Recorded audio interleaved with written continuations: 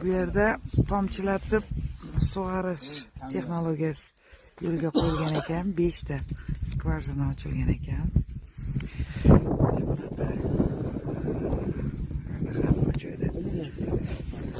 Mana bunaqalar bor. Xo'sh, hozir mana bunaqalar qilingan ekan. Umuman o'zi cho'lli zona, lekin mana bu yerda juda ham chiroyli o'rtada bog' qilingan ekan. Ana bu yerda yana kamiga quyosh panellari ham qilingan, mana qarang. Tok yetkazib berish uchun quyosh panellari ham qilingan ekan. Do'stlarimiz efirni boshlab olishdi.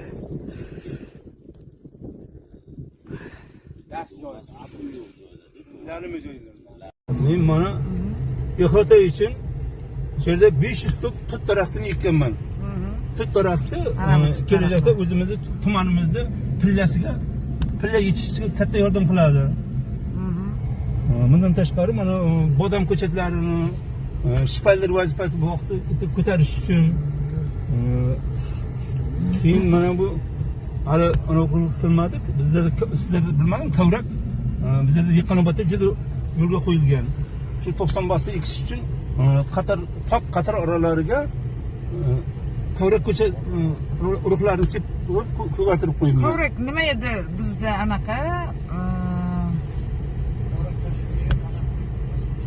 Bizda yo'qmi? Toshkentda yo'qmi? Yo'q. Kovul emasmi? Yo'q, kovul emas. Kovul emas. Kovlan bor-a o'zi. Kovlam ekkanman men. Kovulda mana shu ограждением bor, o'zbekcha nima edi? Chegaramiz hududiga. Eng qizig'ida qarang. Mana shu 56 gektar bog'ni atrofida 1000 gektarlab yerlar quruq turibdi. Hech narsa ekilmaydi. Bu yerda ekish ham iloji yo'q, chunki suv yo'q, o'zlashtirilmagan, bug'doy ekilmagan, ahvol juda ham og'ir. Lekin o'rtada shu bog' yaratgan odamni qo'ymayapti. Bu prezidentimiz bu alohida e'tibor qaratishlari kerak. Bu shuncha mehnatga tuhmat emasmi? Murojaatchining aytishi bo'yicha ularni bugungi kunda umuman ishlashga, shu faoliyatini davom ettirishga qo'yishmayapti ekan. 56 gektar yerga quyosh panellari ham o'rnatgan odamlar kerak bo'lsa uyiga o'rnata olmayapti. To'g'risida bu shu dalaga, shu yerdan manshetgacha bo'lgan joyga har necha kunda bir kelasizlar bu yoqqa desam, har kuni kelamiz. Bu yerda qorovlarimiz bor, ishchilarimiz bor. Ularga ovqat tashiymiz, boshqa tashiymiz deydi. Bu juda ham strashniy yo'llarda. Kelish juda ham qo'rqinchli. Kelamiz, qatnaymiz deydi. 5 ta mana shunaqa quduqlar qazib, suv yetkazadi. Odamlar bu yerda uyiga suv olib kela olmayapti. Necha metrdan chiqadi desam, 200 metrdan chuqurroqdan chiqadi suv deyapti. Shunaqa qilib suvlar qazdirib chiqarib bog' yaratgan odamga rahmat deyishni o'rniga tinmay qo'ymay, titkilab faoliyatini davom ettirishga yo'l qo'ymay, mana shunaqa holatda bo'lyapti ekan. Assalomu alaykum, hurmatli ijtimoiy tarmoqdagi hamma do'stlarimiz, hamma sog'mi, salomatmi? Biz Qashqadaryoni qaysi tuman Otabek aka? Chiroqchi tumanidamiz. Chiroqchini ham borku, shu darajada opasniy tog'damiz endi. Asti qo'yaverasizlar. Mana shu yo'llarda, mana shu amaki bog' qilgan ekanlar, 56 gektar joyda bog' qilgan ekanlar. Biz hamma guruhimiz bilan kelganmiz. Juda ham opasniy yo'l ekan, lekin sirg'anib ketadigan, kelguncha o'zi ham butun hayotim ko'zimdan o'tib ketdi bitta. Lekin juda ham tabiati zo'r, juda ham chiroyli joylar ekan. Akam. Assalomu alaykum, hurmatli ijtimoiy tarmoqdagi barcha do'stlarimiz, hamma sog'mi, salomatmi? Xayrli kech hammaga. Biz kech bo'lishiga qaramasdan o'zimizni ijodiy guruhimiz bilan, ishxonadagi barcha xodimlarimiz bilan Qashqadaryo viloyatiga qarab yo'l oldik. bizni kuzatishda davom eting. Yo'llarni ko'rsatamiz. Sarguzashtlar bilan bo'lishib boramiz. Otabek aka, nima deysiz?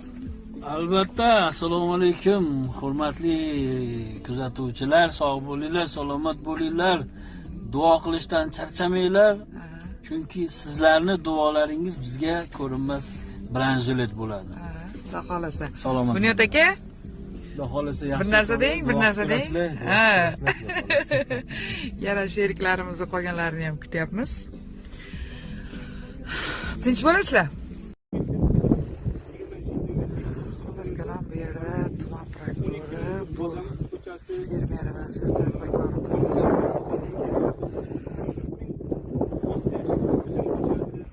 va o'tgan yili 5000 pista ko'chatlarini ekkan. Mana pistalarning ko'chatlarini ko'rsalaringiz agar ko'rib mana o'qib qo'yinglar. Mana o'tgan yilga ekilgan pista ko'chatlari mana. Va o tomonlarda kattalaring bor. Bundan tashqari men mana o'tgan yili mana 4 ta yangi hududimda o'zi 23-yilda qurilgan bu hududlar. O'tgan yili 23 hududni subsidiya olish maqsadida men tuman komissiyasiga murojaat qilganimda sobiq tuman hokimlik shoxlari bo'yicha muavini 6 marta ariza bersam ham akasi qaytardi.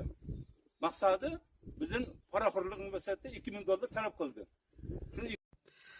Xullas, biz Qashqadaryo viloyatining Chiroqchi tumanini juda ham ichkaridagi cho'l, qirli, adirmi, dashtli hududdamiz. Bu yerda juda ham uzoq. U bilmayman, mahalladan bu yergacha bir 30 kilometrcha bor kamida. Umuman hech qanaqa yo'l yo'q. Mana bu yo'l, mana ahvolni ko'ringlar yo'lda, loy. U yomg'ir-pomg'irda kelib yurmanglar. Necha marta mashinamiz sirg'alib, qayrilib ketdi. Ana hech qanaqasiga birorta uy-puy hech narsa yo'q. Xullas kalom. Shunaqa bo'lib qayrilib ketdi. Zo'rg'alar shunchalar qo'rqib anaqa qilib turdim. Juda ham qo'rqinchli joy ekan. Endi mana shu yerda 56 gektar joyga bog' qilgan odam murojaat qilgan.